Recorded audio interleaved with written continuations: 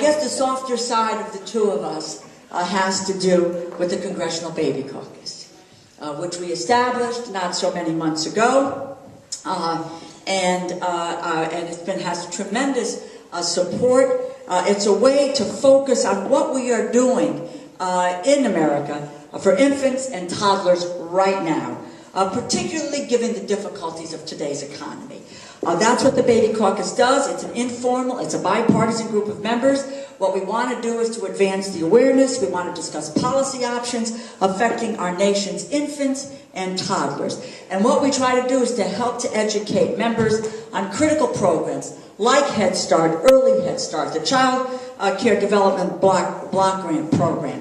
It emphasizes the issue of child welfare, military families, what's going on in military families with infants and toddlers, which you should know about. The fact is that what's happened with repeated deployments, both for young men and for women, what is the effect on those repeated deployments? What is happening to the parent left behind to take care of infants and toddlers? What is the effect on their development, their growth, and their capacity? It's extraordinary.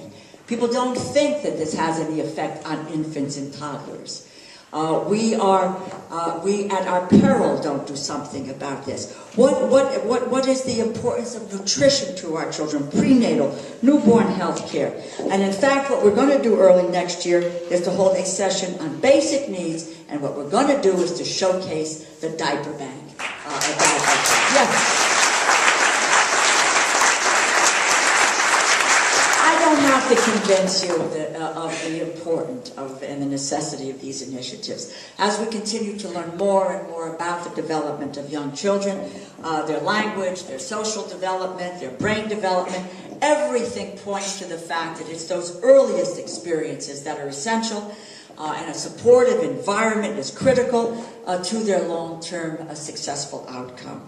The rising cost of living today, the pressures of work and family, parents today are stretched very, very thin, and they are struggling to make sure that their kids get the kind of attention and the kinds of care that they deserve. So we need to do everything that we can to help these children and their families.